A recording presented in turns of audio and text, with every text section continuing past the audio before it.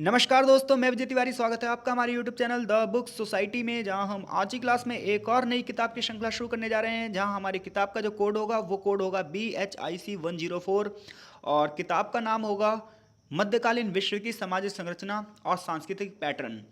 इस किताब में टोटल 16 चैप्टर होंगे और ये 16 चैप्टर 4 यूनिट में बटे होंगे। जहां आज की वीडियो में हम चैप्टर नंबर 1 को शुरू करेंगे। तो देखिए, जब हम चैप्टर नंबर 1 को पढ़ते हैं तो ये बात ध्यान रखना आप, चैप्टर नंबर 1, 2, 3 और 4 एक ही सीरीज में हैं। यानी कि जब तक ये चारों चैप्टर खत्म नहीं होंगे तब तक आपको चीज़ें पूरी तरीके से क्लियर नहीं होंगी, क्योंकि ये चारों के चारों चैप्टर जो हैं हमें रोम साम्राज्य के बारे में बता रहे हैं। जैसे कि पहले चैप्टर का नाम है रोम साम्राज्य राजनीतिक व्यवस्था, दूसरे चैप्टर का नाम है रोम साम्राज्य आर्थिक और सामाजिक संरचना, तीसरा है रोम जगत में धर्म और ईसाई मत का उदय, और चौथे में है रोम साम्राज्य का संकट काल। तो रोमन साम्राज्य के बारे में ये जो पहली यूनिट है, इस यूनिट को समझने के लिए आपको थोड़ा सा धैर्य रखना पड़ेगा। और जब तक ये चारों चैप्टर खत्म नहीं हो जाएंगे तब तक आपको कुछ प्रश्नों में शायद अधूरापन लगे, लेकिन जैसे ये चारों चैप्टर कंप्लीट हो जाएंगे तो वैसे के वैसे ही आप पूरे के पूरे रोमन साम्राज्य को समझ जाओगे। तो चलिए आज की क्लास शुरू करते हैं। तो देखिए, चैप्टर में सबसे पहले एक प्रस्तावना दी गई है और उसके बाद चैप्टर यहाँ से शुरू होता है। देखिए, फर्स्ट ईयर के स्टूडेंट्स के साथ बड़ी दिक्कत ये होती है कि सबसे पहली समस्या होती है कि हम पढ़ाई कैसे करें। तो देखिए, हम आपके लिए एक अलग से टेलीग्राम ग्रुप बनाएंगे जो फर्स्ट ईयर के स्टूडेंट्स को होगा। तो आपको वो लिंक जो है वो इस वीडियो के डिस्क्रिप्शन बॉक्स में दे दिया जाएगा। तो उस लिंक के माध्यम से आप हमारे टेलीग्राम ग्रुप में जुड़ जाइएगा। तो वहाँ पर जो भी आपकी दिक्कतें होंगी, जो भी आपके प्रश्न होंगे, उनके भी उत्तर देने का प्रयास किया जाएगा। इसके साथ साथ कौन सी वीडियो अपलोड की जाएंगी, कौन सी नहीं, ये भी चर्चा वहाँ पर की जाएगी। तो चलिए अब क्लास की शुरुआत करते हैं। तो देखिए, जब हम रोम साम्राज्य की बात करते हैं तो आधुनिक समय में हम बात करें, वर्ल्ड के मैप में अगर आप देखें तो इटली की राजधानी है रोम। यानी कि जो आज आपको इटली की राजधानी दिखती है ना, रोम, वो कभी रोम सिर्फ एक राजधानी भर नहीं थी, बल्कि रोम एक पूरा का पूरा साम्राज्य था, जो कि एक छोटे से क्षेत्र से शुरू होता है और देखते ही देखते लगभग पूरे यूरोप में, इसके अलावा अफ्रीका के कुछ भाग में, अराबाद के कुछ भागों को ये अपने नियंत्रण में ले लेता है। जैसा कि आगे इस चैप्टर में आप नक्शा देखिएगा रोम साम्राज्य का, तो आपको पता चलेगा कि प्राचीन विश्व इतिहास में जब हम नज़र डालते हैं तो एक बहुत बड़ा साम्राज्य जो फल फूल रहा था, उन साम्राज्यों में गिनती होती थी किसकी? रोमन साम्राज्य की। तो रोमन साम्राज्य की बात की जाए तो इसका केंद्र इटली में स्थित था। पूरा का पूरा जो मेडिटेरियन सी था, यानी कि भूमध्य जो सागर था, वो इसमें शामिल था। जैसा कि आज हम देखें कि रोम का निर्माण एक दिन में नहीं हुआ। जिस रोम का हम इतना अच्छा इतिहास पढ़ते हैं, ये सब चीज़ें एक दिन में नहीं हुई। रोम का इतिहास जो है वो 8वीं शताब्दी से शुरू होता है, जब इटली में एक छोटे से चारागाह कम्युनिटी के लोग थे। चारागाह कम्युनिटी के लोग वो होते हैं जैसे जो भेड़ बकरी पालते हैं, पशुओं को लेकर घुमंतु जीवन व्यतीत करते हैं। इन लोगों को चारागाह कम्युनिटी कहा जाता है। लेकिन समय बीतता गया और ये चारागाह कम्युनिटी ना एक बहुत बड़े साम्राज्य में धीरे धीरे फैल गई। ये साम्राज्य उत्तर में स्कॉटलैंड से लेकर दक्षिण में इजिप्ट तक फैल गया। इजिप्ट को हिंदी में मिस्र कहते हैं। पश्चिम में पुर्तगाल से लेकर पूरब में इराक तक फैल गया। तो हमें रोमन साम्राज्य के इसी इतिहास को जानना चाहेंगे कि ये इतिहास एकदम से इतना स्वर्णिम कैसे हो गया। तो रोम के शुरुआती इतिहास की हम बात करने जा रहे हैं। तो रोम का जो आरंभिक इतिहास था ये बहुत बिखरा हुआ था। रोम के में जो ऐसा कोई इतिहासकार नहीं था जिन्होंने इतिहास को बहुत अच्छे ढंग से लिखा हो। यानी कि जो रोम का इतिहास है उसमें बहुत सारा इतिहास ऐसा है जो किंवदंतियों से भरा हुआ है। अब देखिए, किंवदंतियाँ क्या होती हैं? तो किंवदंतियाँ होती हैं जो मौखिक का इतिहास होता है, जो पीढ़ी दर पीढ़ी बस क्या है, सुनते सुनाते चले आ रहे हैं, जिसका कोई लिखित ठोस आधार नहीं है। तो इस प्रकार जो मौखिक इतिहास है पीढ़ी दर पीढ़ी चला आ रहा है, इसे हम बोलते हैं किंवदंतियाँ। तो रोम में ना आरंभिक इतिहास जो था वो इतिहास लेखन नहीं था, जिसकी वजह से हमें ऐसी कोई प्रमाणिक किताब नहीं मिलती है जिससे हमें रोम साम्राज्य के इतिहास की जानकारी मिले। तो ऐसे में जो ज़्यादातर किंवदंतियाँ लोगों द्वारा कही सुनी इतिहास हैं, उससे हम रोम साम्राज्य के बारे में निकालते हैं। लेकिन फिर भी एक बहुत बड़े इतिहासकार का नाम आता है जब जब हम रोमन साम्राज्य को पढ़ते हैं, और उस इतिहासकार का नाम है लेवी। तो लेवी ने जो लिखा है उसी के आधार पर इस किताब में बताया जाएगा। तो लेवी ने रोम का इतिहास उसकी बुनियाद से, उसकी नींव से लेकर जहाँ तक वो फैलता गया वहाँ तक लेवी ने अपनी किताब में लिखा है। तो लेवी की किताब से हमें पता चलता है कि आरंभिक जो रोम के लोग थे ना, वो पशुपालक कम्युनिटी के थे, पशुपालक समुदाय के थे। ये लोग क्या करते थे? मवेशी पालते थे, यानी कि भेड़ बकरी पालते थे, सुअर पालते थे, बिखरे हुए गांव में रहते थे, छोटी छोटी जनसंख्या, छोटी छोटी जगह पर, और हिंद यूरोपीय भाषा बोलते थे, इंडो आर्य भाषा बोलते थे। और इन्हें कहा जाता था प्रोटो लैटिन भी कहा जाता था इन भाषाओं को। यानी कि प्रोटो लैटिन भाषा बोलूँ चाहे हिंदो यूरोपीय भाषा बोलूँ, बात एक ही है। तो अब तक की बात यह है कि रोम का जो प्रारंभिक इतिहास है किससे भरा हुआ है, किंवदंतियों से भरा हुआ है। लेकिन फिर भी इस किताब में जो बात की जाएगी वो किसकी बात की जाएगी, लेवी के इतिहास से, जिन्होंने ये बताया है कि रोम साम्राज्य के जो आरंभिक लोग थे पशुपालक कम्युनिटी के थे। ये मवेशियों को पालते थे, सुअर, बकरी, बकरी जो गई, भेड़, इन सबको पालते थे। बिखरे हुए गांव में रहते थे, यानी कि छोटी छोटी जनसंख्या, छोटे छोटे कबीलों टाइप से रहते थे। हिंद यूरोपीय भाषा बोलते थे, जिसे प्रोटो लैटिन भी कहा जाता है, यानी कि लतनी भाषा से जो पूर्व वाली भाषा थी। ये पूरी की पूरी संस्कृति जो थी ये नगरीय चरण में नहीं थी, ये बिखरी हुई कम्युनिटी थी। और आगे चलकर यही कम्युनिटी बड़ी होती गई, और जब ये एकजुट हो गए तो इन्हें पहली बार रोम के नाम से जाना गया। तो रोमन साम्राज्य का प्रारंभिक इतिहास आपको पता चल गया। अब देखो रोम नगर की स्थापना कैसे हुई, इसके बारे में भी बहुत सारी कहानियां हैं। जैसे एक किंवदंती है जिसका नाम है एट्रुस्कन। तो ये एट्रुस्कन किंवदंती क्या कहती है, यानी कि एट्रुस्कन की जो कहानियां है वो क्या कहती हैं, वो ये कहती हैं कि भैया रोम साम्राज्य की जो स्थापना है वो दो भाइयों ने मिलकर करी। रोम साम्राज्य की स्थापना दो भाइयों ने मिलकर करी। वो दो भाई कौन थे, एक का नाम था रोमुलस और एक का नाम था रेमस। कब की थी, लगभग 753 बीसीई में। ऐसा माना जाता है इसका निर्माण जब हुआ जब यहाँ पर एक नदी थी, टाइबर नदी। तो देखो पहले जो बस्तियां बसती थी ना भाई, इतिहास जब आप पढ़ेंगे तो जितनी भी पहले बस्तियां बसती थी वो नदियों के किनारे बसती थी, क्योंकि उसका कारण ये था कि मनुष्य अपनी आरंभिक अवस्था में पूरी तरीके से नेचर पर डिपेंड था। तो ऐसे में वो नदियों के किनारे बसता था, क्योंकि नदियों से ना सिर्फ पानी मिलता है सिंचाई के लिए बल्कि पीने का पानी भी मिलता है। तो जो मवेशी हैं उनके लिए भी पानी की आपूर्ति पूरी हो जाती है, क्योंकि उस समय तो तकनीक नहीं थी कि ज़मीन से पानी निकाला जा सके। तो ऐसे में जो प्रारंभिक ग्रामीण बस्तियाँ बसी वो सारी सारी नदियों के किनारे बसी। तो ऐसे में रोमन साम्राज्य भी कहाँ पर बसा, टाइबर नदी के किनारे बसा। तो टाइबर नदी के किनारे बस्तियों को एक दीवार से जोड़ा गया और उनको चारों तरफ से घेराबंदी कर दी गई, और फिर यहीं से नाम पड़ गया रोम। तो रोमन साम्राज्य की स्थापना किसने करी, ये माना जाता है कि दो भाइयों ने मिलकर करी, एक था रोमुलस और एक था रेमस। कब करी, 753 बीसी में। और क्या कहा जाता है, ये साम्राज्य कहाँ पर बसना शुरू हुआ, टाइबर नदी के किनारे। और फिर ये जो छोटी छोटी बहुत सारी बस्तियाँ थी इन सभी को चारों तरफ से दीवारों से घेराबंदी करके एक बड़ी बस्ती बनाया गया। इस नदी ने रोम शहर को क्या प्रॉफिट दिया, इस नदी ने रोम शहर को एक प्रॉफिट तो ये दिया कि इससे सिंचाई व्यवस्था अच्छी हुई, कृषि व्यवस्था अच्छी हुई। दूसरी चीज़, इसने एक व्यापारिक मार्ग भी दिया। जैसा कि हम सभी को पता है जो जल परिवहन है नदियों के माध्यम से, समुद्रों के माध्यम से सबसे पुराने समय पर व्यापार होता रहा है, क्योंकि सड़क परिवहन हो गया और वायु परिवहन हो गया, ये तो अब आया है। तो ऐसे में जो ये नदी थी, कौन सी नदी, टाइबर नदी। टाइबर नदी शहर को उत्तर की ओर व्यापारिक मार्ग प्रदान करती थी, और दक्षिण की तरफ ये ऑस्ट्रिया बंदरगाह से इसे जोड़ती थी। तो इस प्रकार से उत्तर में देखा जाए तो उत्तर में ही व्यापारिक मार्ग दे रही है टाइबर नदी। दूसरी बात क्या है, ये ऑस्ट्रिया बंदरगाह तक भी इसे जोड़ रही है। तो ऐसे में रोम दो संस्कृतियों के मध्य स्थित था, जिसके एक और दक्षिण में यूनानी बस्तियां थी, यानी कि ग्रीक बस्तियां थीं, और दूसरी ओर एस्ट्रोकोन सभ्यता थी। तो अगर मैं बात करूं, रोम साम्राज्य जो था ये भौगोलिक और वास्तविक रूप से एट्रुस्कन और यूनानी संस्कृतियों का मिलन था। तो ये बात आप समझ गए भैया कि इसके दक्षिण में कौन सी बस्तियां थी, ग्रीक बस्तियां थी, और टाइबेरियन नदी की जो उत्तर में बस्तियां थी ये कौन सी थी, एट्रुस्कन। आगे चलकर एट्रुस्कन बस्तियां और यूनानी संस्कृति मिल गई, और उसके बाद रोम साम्राज्य आगे बढ़ गया। ये भी माना जाता है जो रोमुलस था, रोमुलस उन 7 राजाओं में से पहला राजा था जिसने रोम पर सबसे पहली बार शासन किया। तो उस समय इटली की बात की जाए तो इटली में उस समय सबसे शक्तिशाली जो लोग थे ये एट्रुस्कन ही थे। हालांकि ये लोग खुद ना तुर्किस थे, तुर्क से आए हुए थे, लेकिन ये सबसे शक्तिशाली थे उस समय एट्रुस्कन। एट्रुस्कन ने रोम पर करीब ये माना जाता है 100 साल से भी ज़्यादा शासन किया। एट्रुस्कन बहुत ही उच्च सभ्यता से थे, जिसकी वजह से जब कोई एक उच्च सभ्यता किसी क्षेत्र पर शासन करती है, जब कोई एक अच्छा शासक किसी क्षेत्र में शासन करता है तो वो क्षेत्र अपने आप विकसित हो जाता है। बिल्कुल ऐसे ही हुआ, एट्रुस्कन की उच्च सभ्यता से संपर्क आने में रोम को एक नई प्रेरणा मिली। अब क्या होगा, अब रोम का घटनाक्रम तेजी से बदलेगा। एट्रुस्कन शासन ना क्या करेंगे, शहरीकरण का शुभारंभ करेंगे, यानी कि सबसे पहले नगरीय सभ्यता की स्थापना कौन करेंगे, एट्रुस्कन शासक। और रोम में पहली बार व्यापार का एक महत्वपूर्ण केंद्र बन जाएगा। या एक तो रोम की आप जब भौगोलिक स्थिति देखोगे नक्शे पे तो ये अफ्रीका, अरब और यूरोप के बीच की कड़ी बन जाएगा। तो इस अगर शहरीकरण की स्थापना करें किसने करी है रोम में, तो ये एट्रुस्कन शासकों ने करी है। इसके अलावा व्यापार का एक महत्वपूर्ण केंद्र रोम को किसने बनाया, ये भी एट्रुस्कन शासकों ने बनाया है। इसके अलावा रोम के लोगों में जो इंजीनियरिंग कौशल था, अभियांत्रिकी कौशल था, जिन्हें कैपिटोलाइन और पैलेटाइन पहाड़ियों के बीच, यानी कि दो पहाड़ियों के नाम है, एक पहाड़ी का नाम है कैपिटोलाइन और एक पहाड़ी का नाम है पैलेटाइन। इन पहाड़ियों के बीच जो दलदल भूमि थी ना, इस भूमि को भी इन्होंने क्या कर दिया, शुष्क कर दिया और उसे खेती योग्य बनाया। यानी कि इन लोगों के अंदर जबरदस्त तरीके से एक अभियांत्रिकी क्षमता थी, एक इंजीनियरिंग क्षमता थी, जिसके माध्यम से इन्होंने एक भूमि के बहुत बड़े भाग को क्या करा, उपजाऊ बना दिया और खेती का विस्तार किया। इसके अलावा जो एट्रुस्कन थे ये धार्मिक प्रथाओं से भी प्रभावित थे। इन्होंने मंदिर और उपासना के लिए मूर्तियों का भी निर्माण करवाया। इन्होंने बहुत सारे राजनीतिक सुधार भी किए। इन्होंने बहुत सारे सैनिक सुधार भी किए। इन्होंने लगभग जनगणना की भी शुरुआत करी। इन्होंने एक राजनीतिक सभा की भी स्थापना करी और इस राजनीतिक सभा का नाम था कॉमिटा सेंचुराटा।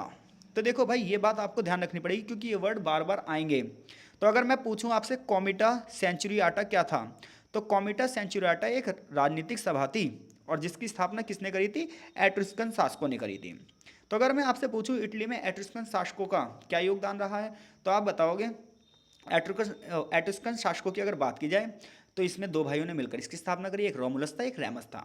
रोमुलस, इन लोगों ने लगभग 100 सालों से ज़्यादा शासन किया। रोमुलस पहला राजा था और इसके अलावा इन्होंने क्या करा, इन्होंने शहरीकरण की शुरुआत करी, इन्होंने व्यापार की शुरुआत करी, इन्होंने जो दलदली भूमि थी उसको खेती योग्य बनाया, खेती का विस्तार किया, मंदिरों का निर्माण करवाया, मूर्तियों का निर्माण करवाया, बहुत सारे राजनीतिक सुधार भी किए, सैनिक सुधार भी किए, जनगणना जैसी चीज़ें भी करवाई।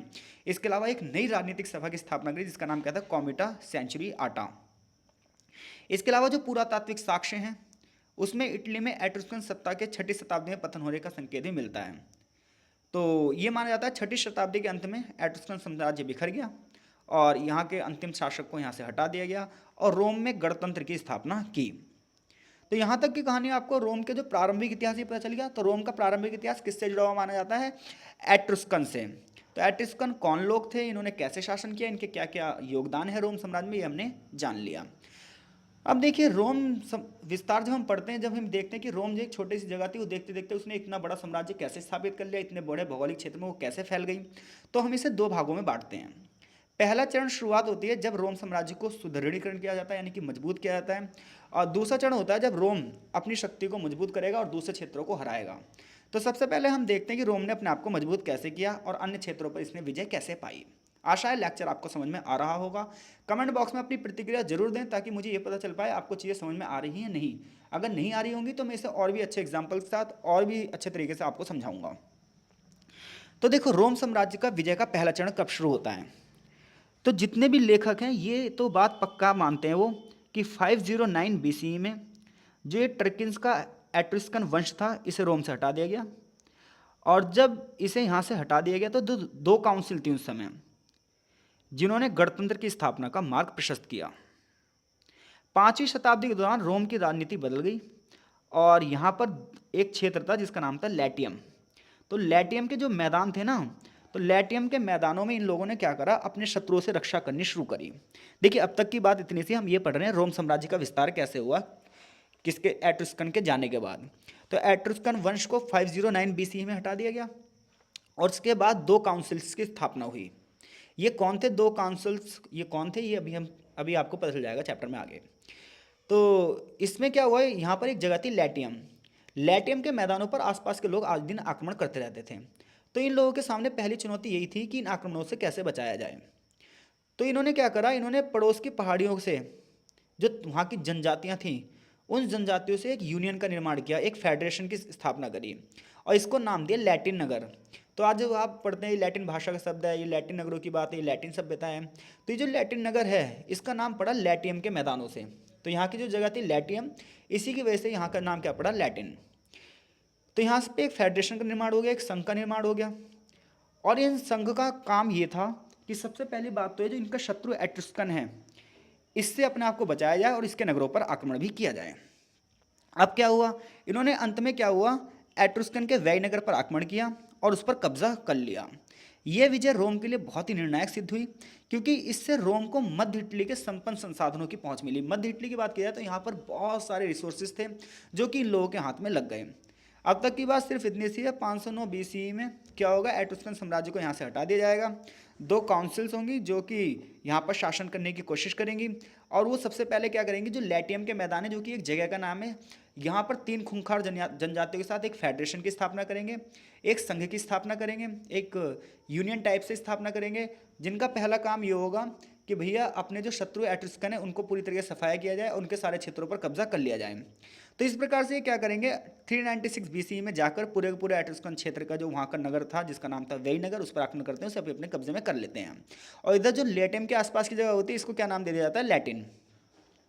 मध्य इटली में अपनी सत्ता स्थापित करते हैं ये लोग।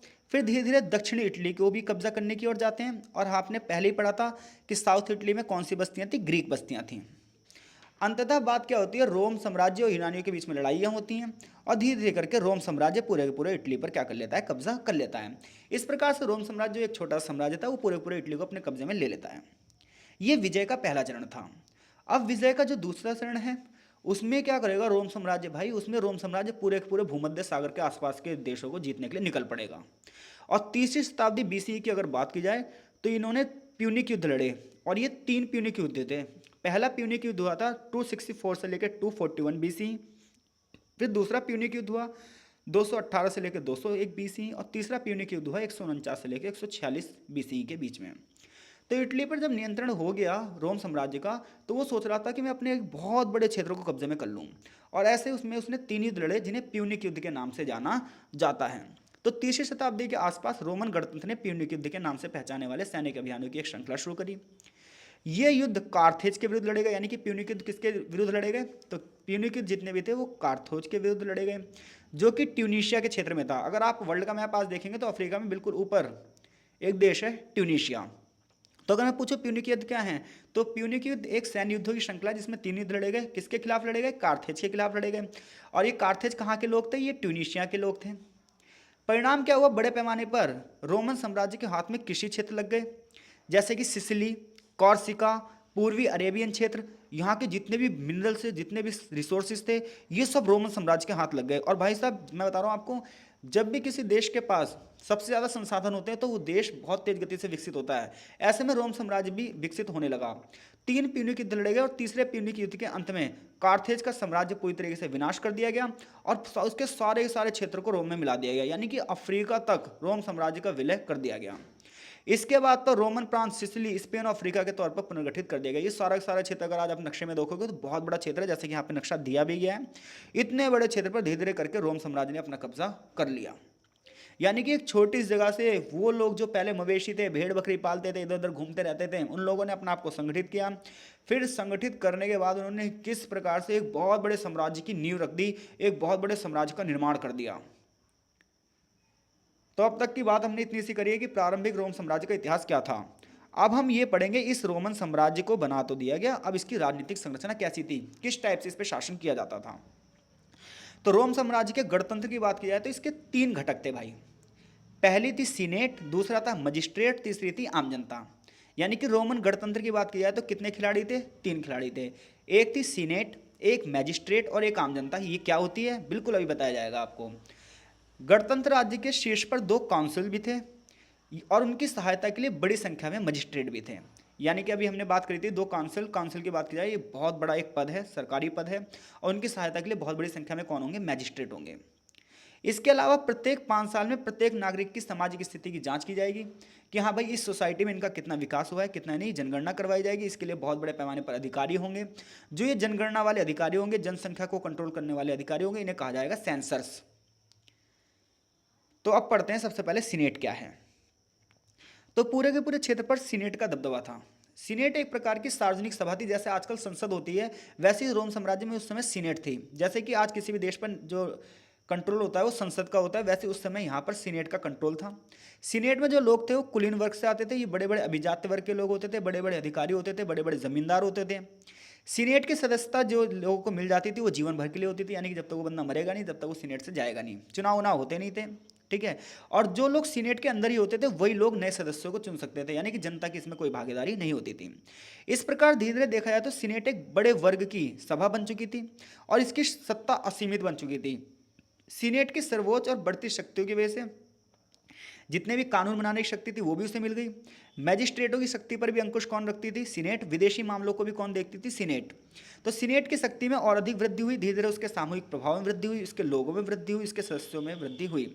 तो सीनेट की बात करूं तो रोम साम्राज्य की एक तरीके से संसद है, ठीक है, एक सार्वजनिक सभा है जिसमें बड़े बड़े अभिजात्य वर्ग होंगे, बड़े बड़े कुलीन वर्ग के लोग होंगे, बड़े बड़े जमींदारी लोग होंगे, सामंती व्यवस्था होगी। तो इस प्रकार के जो लोग होंगे धीरे धीरे इनकी सत्ता असीमित हो जाएगी और ये पूरे पूरे रोमन साम्राज्य को अपने आप में कंट्रोल करेंगे। कौन, सीनेट। अगले चैप्टर में सीनेट के बारे में और भी चर्चा की जाएगी। फिलहाल यहाँ पर एक छोटा सा इंट्रो टाइप से दिया जा रहा है, आशा है आपको चीज़ें समझ में आ रही हैं। अब बात करते हैं मैजिस्ट्रेट कौन थे। तो प्रत्येक वर्ष जनता द्वारा ना गणतंत्र के सर्वोच्च अधिकारियों का चयन किया जाता था, यानी कि हर साल जनता गणतंत्र के जो बड़े बड़े अधिकारी होंगे उसको चुनेगी। इनमें से दो बड़े पद होंगे जिनका नाम होगा कौंसल, जो सीनेट की अध्यक्षता करते थे, यानी कि सीनेट के अध्यक्ष को क्या कहा गया है, कौंसल। कौंसल की पहले भी बात आई थी, तो अगर अब मैं पूछूं आपसे कौंसल कौन थे, तो कौंसल थे सीनेट के अध्यक्ष, जिनके पास कार्य करने की यानी कि एग्जीक्यूटिव पावर भी थी, सैनिक पावर भी थी, और जुडिशरी यानी कि न्यायिक शक्तियां भी थी, यानी कि न्याय भी ये कर सकते थे, सैनिक संबंधी कार्य भी ये कर सकते थे, और जमीनी स्तर पर जो कार्य करने हैं वो पावर भी किसके पास थी, इन दो काउंसिल्स के पास। 366 यानी कि 366 बीसीई तक जो कॉन्सुलेट संस्था थी, ये कानूनी रूप से कुछ चंद अभिजात्य लोगों का एक इसमें अधिकार था, यानी कि कुछ ही लोग थे जो बार बार चुने जाते थे, और इन्होंने क्या कर लिया, एक अधिकार कर लिया, मोनोपोली कर ली। ऐसे में जो अभी अभी निम्न वर्ग आया था बेचारा, अब ये निम्न वर्ग धीरे धीरे समृद्ध होने लगा।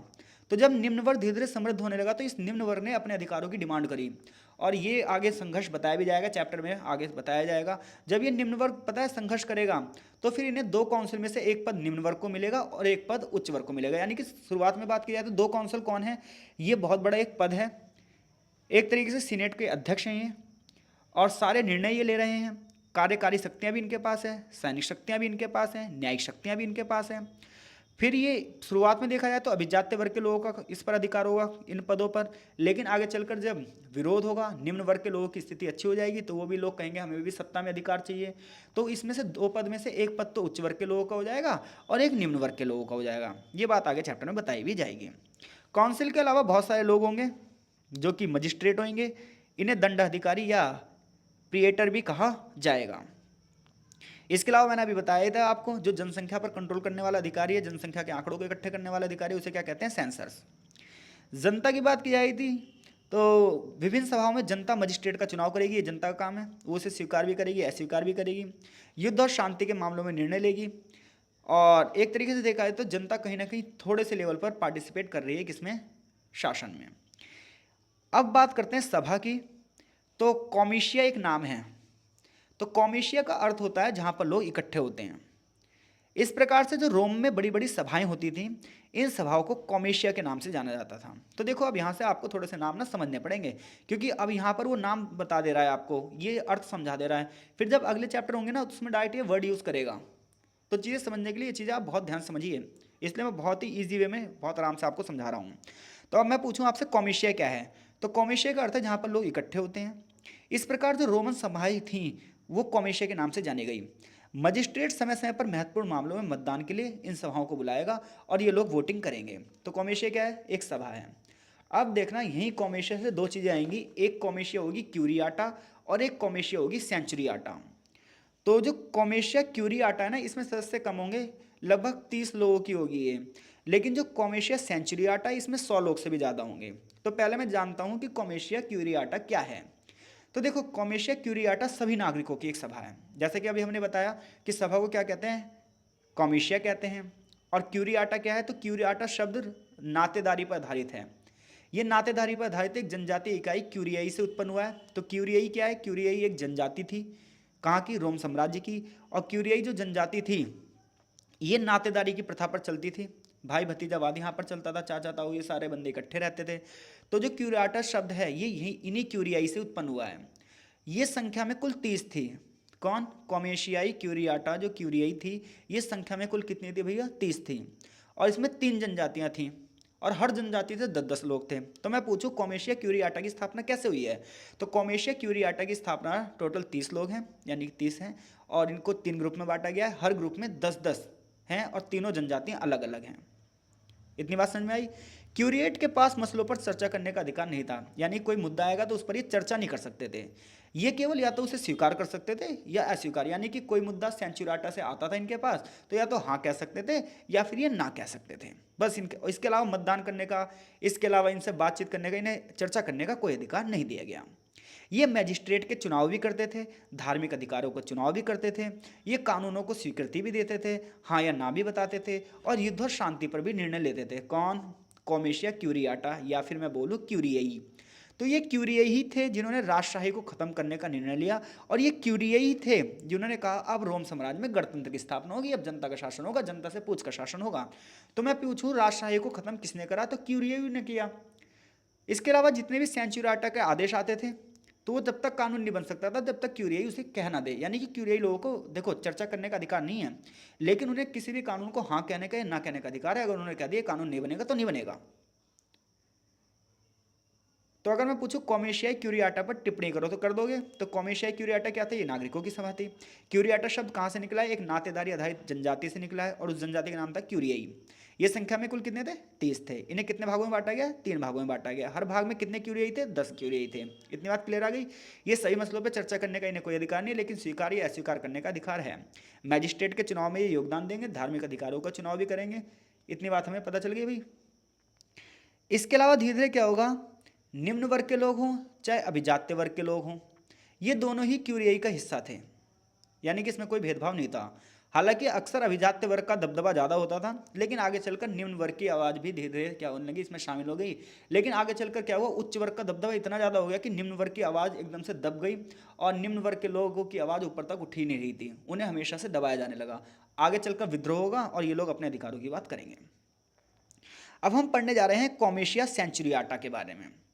तो कॉमेशिया सेंचुरियाटा की बात करें तो ये भी आम नागरिकों की सभा थी। इसमें अभिजात्य वर्ग भी थे, निम्न वर्ग भी थे।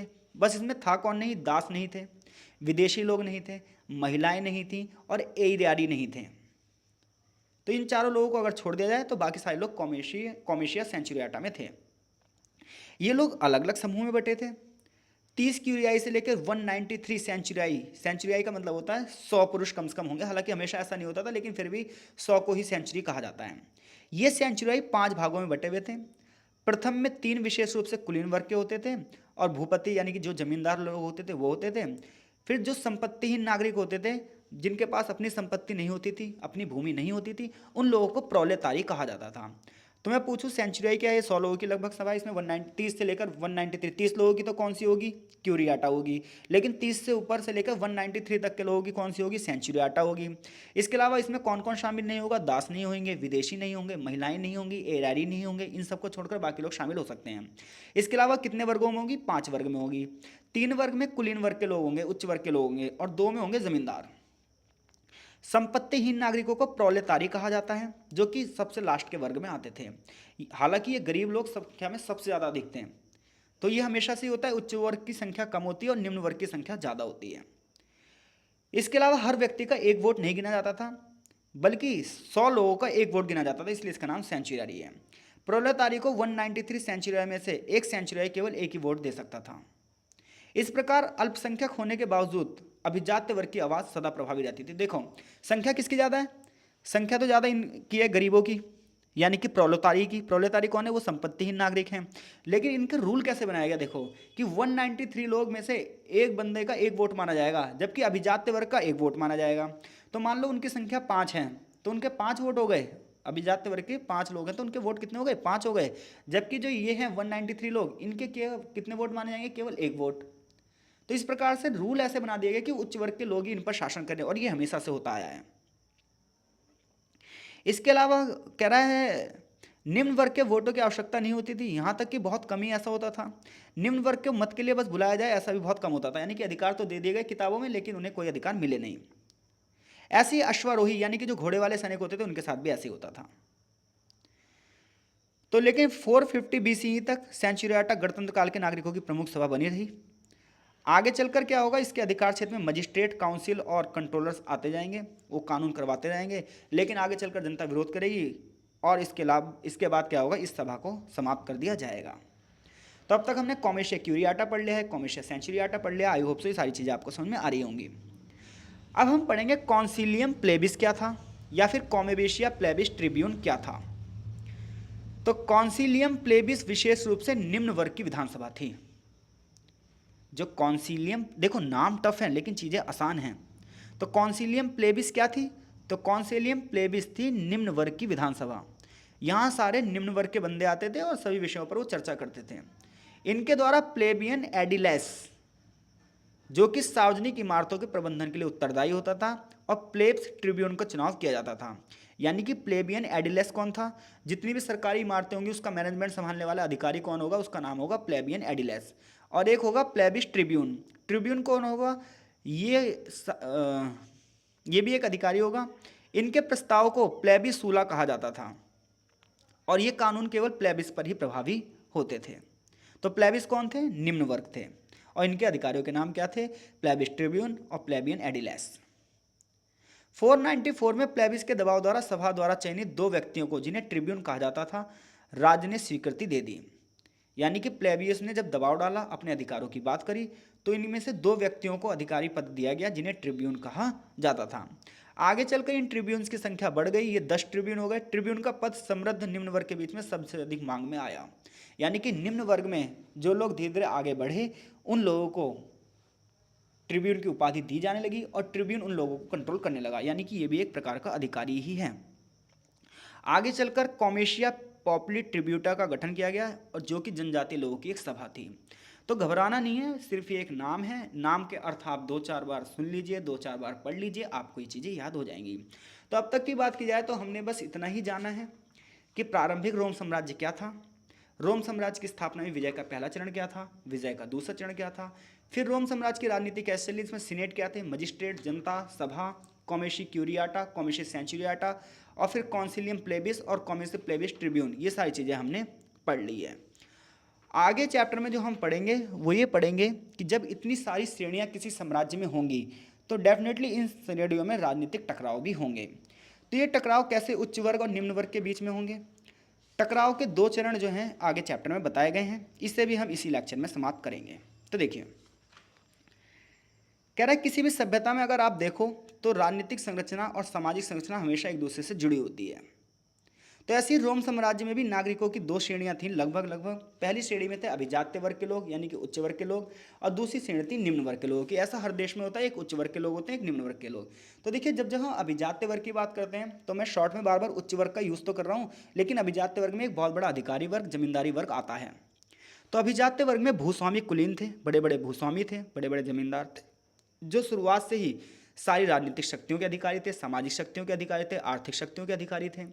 निम्न वर्ग में गरीब नागरिक थे, जो छोटे छोटे भूस्वामी थे बेचारे, उन पर जमीनें नहीं थी, कारीगर थे, व्यापारी थे, मजदूर थे। इसके अलावा भूमध्य सागरीय क्षेत्र से एक नया व्यापारी वर्ग आया था जिसे अश्वारोही कहा जाता था। ऐसे में जो व्यक्तिगत संपत्ति थी वो अभिजात्य वर्ग के पास थी और बाकी सारे लोगों के पास ऐसी चीज़ें नहीं थी। ऐसे में अश्वारोहियों का जो विकास हुआ वो बेईमानी की कमाई माना जाता था।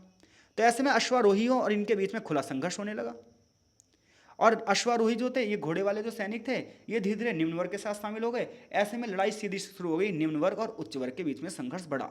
तो 5वीं शताब्दी बीसी की बात की जाए तो 5वीं शताब्दी बीसी में उच्च वर्ग यानी कि अभिजात्य वर्ग और निम्न वर्ग के बीच में संघर्ष बढ़ गया, क्योंकि जब भी आप किसी के अधिकारों को दबाओगे तो एक दिन वो अपने अधिकारों के लिए डिमांड करेगा, और जिस दिन वो डिमांड करेगा उसी दिन संघर्ष शुरू हो जाएगा। बिल्कुल ऐसा ही रोम साम्राज्य में हुआ। तो गणतंत्र की शुरुआत से ही सीनेट ने सारी शक्तियां अपने पास रख रखी थी, अभिजात्य वर्ग ने अपनी शक्तियां सबसे ज़्यादा अपने प्राप्त रख रखी थी। तो ऐसे में निम्न वर्ग की हमेशा से डिमांड थी कि हमें भी अपनी शक्तियां चाहिए। तो ऐसे में टकराव का पहला चरण शुरू होता है 5वीं शताब्दी में। तो 5वीं शताब्दी में जब टकराव का पहला चरण शुरू होता है तो निम्न वर्ग कुछ डिमांड करता है। निम्न वर्ग ये कहता है कि सीनेट में जो मजिस्ट्रेटों का अन्याय है और जो एक पक्षीय उनके कार्य होते हैं, केवल उच्च वर्ग को लोगों को बचाते हैं और निम्न वर्ग के लोगों को जो ये बहुत ज़्यादा शोषण करते हैं, इसके खिलाफ हमें सुरक्षा चाहिए। और इसके लिए इन्होंने 12th टेबल नाम से एक कानून को प्रस्ताव किया। तो 12th टेबल क्या थी? ये 12 कांस्य की पट्टिकाएं थीं। कांस्य एक धातु होती है। तो 451-50 बीसी में क्या हुआ? 12 कांस्य की पट्टिकाएं थीं, जिसमें क्या हुआ? डैकोम वीरो यानी कि 10 व्यक्तियों के मंडल द्वारा कानून तैयार किया गया कि नागरिकों के लिए कौन कौन सी चीज़ें होनी चाहिए और नागरिकों के लिए इक्वलिटी की स्थापना हम कैसे कर सकते हैं। तो 12th टेबल्स क्या था? तो 12th टेबल्स 12 पट्टिकाएं थी जिस पर जनता के अधिकारों के लिए इक्वलिटी की बात की गई थी, इसलिए इसे 12th टेबल्स कानून कहा जाता है। और इस कानून का प्रमुख उद्देश्य क्या था? इस कानून का उद्देश्य यह था सीनेट के अन्याय को कम करना, मजिस्ट्रेटों के अन्याय को कम करना। आगे चलकर एक और कानून पारित किया गया 326 बीसीई में। इसमें यह कहा गया कि रोमन नागरिकों द्वारा जो ऋण नहीं चुकाए गए हैं उसके बदले में जिन लोगों को दास बना दिया गया है उस चीज़ से हटा दो, अब उन्हें दास से मुक्ति दे दो। यानी कि जो लोग कर्जा अदा नहीं कर पाए उन लोगों को दास बना दिया गया है, अब उन्हें दास, उस चीज़ पर वो प्रतिबंध लगाने की बात कर रहे हैं। आगे चलकर इन्होंने ये भी कहा कि निम्न वर्ग और उच्च वर्ग के बीच में भैया विवाह भी कर सकते हैं, क्योंकि निम्न वर्ग का बंदा उच्च वर्ग से विवाह नहीं कर सकता। तो ये विवाह वाला जो नियम था इसे भी दूर कर दिया गया। इससे धनी और निम्न वर्ग की बहुत सारी व्यथाएं दूर हो गई। ये सब कब हो रहा है? ये सब 5वीं शताब्दी में हो रहा है 12th टेबल्स कानून के माध्यम से। ऐसे में राजनीतिक क्षेत्र में एक नए वर्ग का उदय हुआ जिसे नव समृद्ध निम्न वर्ग कहा था, यानी कि निम्न वर्ग से वो लोग जिनकी स्थिति थोड़ी अच्छी हो गई उन्हें नव वर्ग कहा गया, यानी कि नया वर्ग कहा गया। ऐसे में इन लोगों ने ये कहा कि अभिजात वर्ग को जितने भी अधिकार मिले हैं उन अधिकारों को हमें भी चाहिए। अभिजात वर्ग में जो 2 काउंसिल थी उनमें से इन्होंने कहा एक काउंसिल हमें भी चाहिए। और ऐसे में एक काउंसिल अमीर को मिल गई, एक गरीब को, जो कि चैप्टर की शुरुआत में भी हमने पढ़ा था। और आगे चलकर तो धीरे धीरे इन्होंने दोनों काउंसिल पर अपना कब्जा कर लिया। आगे चलकर इन्होंने एक जनजातीय सभा का गठन किया, जिस सभा को कॉन्सिलियम प्लेबिस के नाम से भी जाना जाता है, जो भी अभी हमने पढ़ा था। आगे चलकर इन्होंने 2 ट्रिब्यून भी बना दिए जिनकी संख्या 2 थी, और ये निम्न वर्ग के हितों की लीडरशिप करते थे। कौन? ट्रिब्यून। इस प्रकार से ट्रिब्यून धीरे धीरे पावरफुल होने लगे। इन्होंने अमीरों से के अत्याचार से गरीबों की रक्षा करने के लिए अपनी स्थापना करी थी। फिर संविधान में परिवर्तन का महत्व क्या हुआ? संविधान में परिवर्तन का महत्व ये हुआ कि निम्न वर्ग के संरक्षण की बात की गई। लंबे सामाजिक जो संघर्ष थे इसकी वजह से यहाँ पर रोम साम्राज्य में परिवर्तन आने लगा, संविधान को बढ़ावा दिया जाने लगा। हालांकि अखंड शक्तियाँ जो रही वो अभिजात वर्ग के पास ही रही, यानी कि निम्न वर्ग का जो आंदोलन हुआ, तो ऐसे में आगे चलकर ये ट्रिब्यून भी जब धनी हो जाएंगे ना, तो ये निम्न वर्ग की तरफ ध्यान नहीं देंगे। और ये हमेशा होता है, निम्न वर्ग में से कई बार कुछ लोग आते हैं उनकी स्थिति को अच्छा करने के लिए, लेकिन धीरे धीरे उनकी खुद की स्थिति अच्छी हो जाती है और वो निम्न वर्ग के बारे में सोचना बंद कर देते हैं। तो टकराव के पहले चरण में क्या होगा? संविधान में परिवर्तन आएगा, नए नए नियम कानून आएंगे, निम्न वर्ग की स्थिति को अच्छा करने की बात की जाएगी। टकराव का दूसरा चरण शुरू होगा, लगभग 1.5 शताब्दी के लिए ठहराव आएगा यहाँ पर, 150 सालों का। 150 सालों बाद नए मुद्दे फिर से आएंगे, फिर से नए अभियान शुरू होंगे।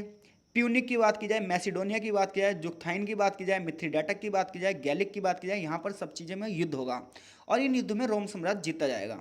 तो जब रोम साम्राज्य जीता जाएगा तो इन क्षेत्रों के लोगों को बंदी बनाना शुरू कर देगा, क्योंकि युद्ध में हारे हुए बंदों को कैदी बना दिया जाता है, बंदी बना दिया जाता है। तो ऐसे में ये जो दास होंगे, ये दास फिर अपने अधिकारों की बात करेंगे। तो ऐसे में देश के अंदर भीषण संघर्ष चलेंगे, बड़े पैमाने पर गृह युद्ध होगा, हारे हुए जो लोग होंगे इनके विशाल क्षेत्रों को हड़प कर लिया जाएगा और अभिजात वर्ग के हाथों में सत्ता आ जाएगी। ऐसे में फिर से 2 वर्गों का उदय होगा, एक नई गांव की संस्था का उदय होगा जिसे लैंटिफंडिया कहा जाएगा। तो अब तक की बात की जाए, अब तक सिर्फ हमने चैप्टर में क्या पढ़ा है? अब तक हमने चैप्टर में एक छोटा सा इंट्रो पढ़ा है रोमन साम्राज्य की राजनीतिक व्यवस्था का। तो यहाँ से जो भी प्रश्न आएंगे वो सब आप कर देंगे। रोम साम्राज्य के आरंभिक इतिहास को बताइए। लगभग 510 से लेकर 27 बीसी में रोम साम्राज्य का विस्तार कितने चरणों में हुआ? प्यूनिक युद्ध क्या थे? रोम की राजनीतिक संरचना बताइए, या विभिन्न श्रेणियों में राजनीतिक टकराव की वजह क्या थी?